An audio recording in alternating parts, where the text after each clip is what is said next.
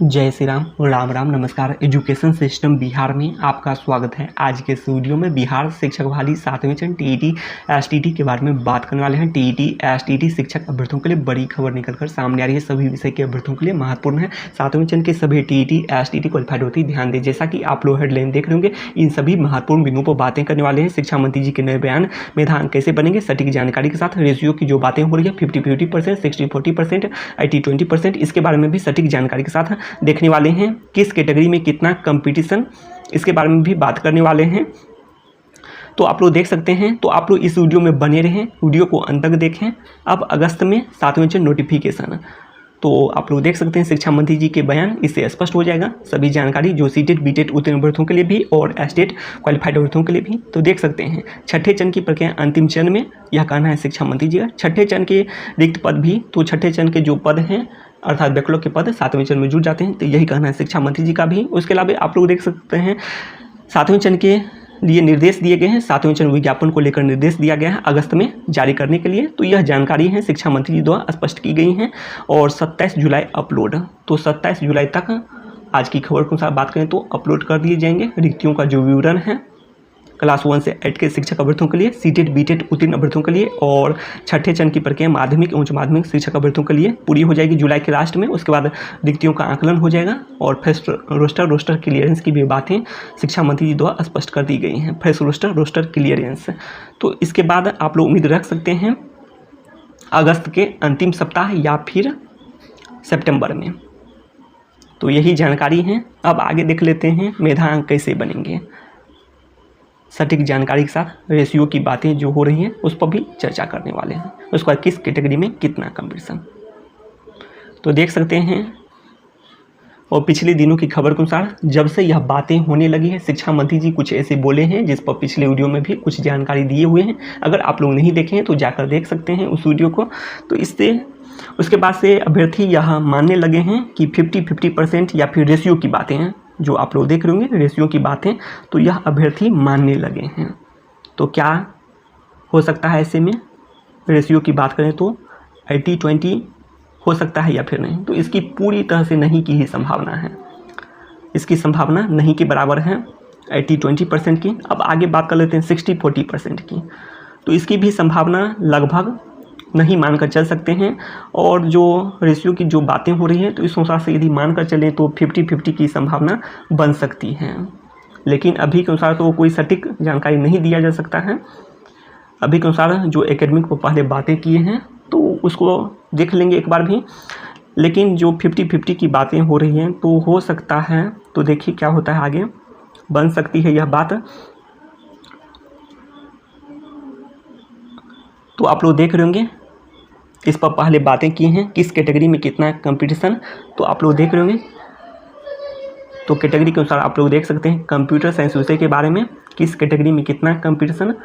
तो 1673 के लिए जो कट ऑफ निकला हुआ था उससे अंदाज़ा लगाया जा सकता है। एसटीटी अंक के आधार पर था, लेकिन इसके आधार पर एकेडमिक अंक के आधार पर भी एक वीडियो में बातें भी की हैं। तो इस तरह से आप लोग एकेडमिक अंक के आधार पर भी कट ऑफ इससे अनुमान लगा सकते हैं, अंदाज़ा लगा सकते हैं। तो देख सकते हैं और 50-50%, तो इसका भी अंदाज़ा लगाया जा सकता है। तो इस वीडियो में बात कर रहे हैं 50-50% के अनुसार। तो देख लेते हैं एक बार। तो इसके लिए भी क्या चाहिए, एसटीटी अंक के बारे में भी जानना चाहिए और एकेडमिक अंक के बारे में भी जानना पड़ेगा, तभी 50-50% के बारे में विचार कर सकते हैं, अंदाज़ा लगा सकते हैं। तो आप लोग देख रहे होंगे कंप्यूटर साइंस विषय के बारे में, तो किस कैटेगरी में कितना कंपटीशन, तो रैंक के अनुसार आप लोग देख सकते हैं। तो यूआर है पहले नंबर पर, दूसरे नंबर पर है बीसी, तीसरे नंबर पर है ईडब्ल्यूएस, चौथे नंबर पर है ईबीसी, पाँचवें नंबर पर है एसटी, छठे नंबर पर है यूआरएफ और सातवें नंबर पर है एससी। तो एससी के लिए कंपटीशन सबसे कम है, देख सकते हैं। 1673 के लिए जो कट ऑफ भी जारी हुआ था इससे एक अंदाज़ा लगाया जा सकता है। और यूआर और बीसी में अंतर आप लोग देख सकते हैं, 5 अंक का है। एसटीटी अंक के आधार पर बात करें तो 5 अंक का, और परसेंट के आधार पर बात करें तो 3% का। तो 3% का अंतर है, अर्थात एकेडमिक परसेंटेज की बात करें तो 3% आप लोग मानकर चल सकते हैं अंतर यूआर और बीसी में। और ईडब्ल्यूएस और बीसी में अंतर देख सकते हैं 2% का अंतर है। एकेडमिक की बात करें तो 2% आप लोग अंतर मानकर चल सकते हैं बीसी ईडब्ल्यूएस में। लगभग 2% के आसपास है। और उसके बाद EWS और EBC में भी आप लोग 1% का अंतर मानकर चल सकते हैं एकेडमिक की बात करें तो। और STT अंक आप लोग देख सकते हैं कितना अंतर है, 5 अंक कम है BC में, UR से BC 5 अंक कम और BC से EWS 3 अंक कम। उसके बाद EBC कम 1 पॉइंट कुछ है, कम 1.5 के आसपास कम है EBC। उसके बाद ST की बात करें तो 102, तो कुल मिलाकर 3 मानकर चल सकते हैं, 3 से थोड़ा कम ही है, 2 पॉइंट कुछ मानकर चल सकते हैं, 2 पॉइंट। तो यही जानकारी है, आप लोग देख सकते हैं घटाकर भी ST के लिए। और SC के लिए आप लोग देख सकते हैं काफ़ी कम है, ST 7 कम है लगभग। तो यही जानकारी है। तो किस कैटेगरी में कितना कंपटीशन आप लोग देख लिए होंगे।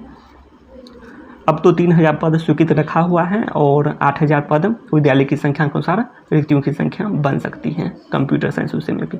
और सोशल साइंस विषय की बात करें तो 10,000 से भी अधिक पद सृजित स्वीकृत रखे हुए हैं और इसकी संख्या बढ़कर 12,000 तक भी जा सकती है, रिटायर भी हुए हैं। तो ये सभी जानकारी हैं।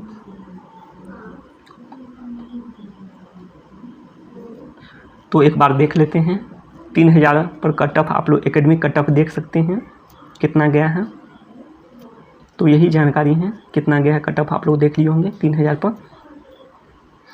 अब 50-50% की बात करें तो मान कर चलते हैं यदि किसी का 76% UR की बात करें इसमें आया है। STT परसेंटेज की बात करें तो 150 से आप लोग भाग देकर देख सकते हैं, 150 से 150 से भाग देंगे 150 से, उसके बाद 100 से गुना करके आप लोग परसेंटेज निकाल सकते हैं। और इधर बात करें एकेडमिक के लिए भी तो कुल विषय का योग कर लेंगे जितने भी पठित विषय हैं, उसके बाद कुल अर्थात जितना प्राप्तांक आप लोग को कुल विषय में प्राप्त है उसके बाद कुल अंक से भाग देने के बाद 100 से गुना करके निकाल सकते हैं परसेंटेज।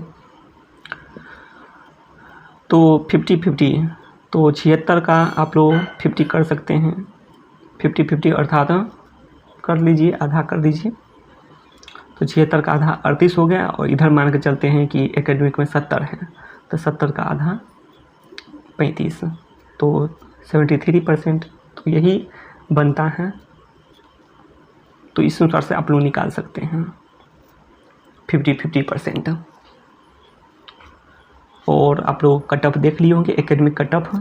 तो एकेडमिक कट ऑफ में गिरावट ही होगी, जो STT परसेंटेज दिया गया है इससे आप लोग मान के चलें कुछ न कुछ गिरावट ही होगी। तो यही आसपास है एकेडमिक कट ऑफ और एकेडमिक देख लिए होंगे दोनों कट ऑफ और 50-50%।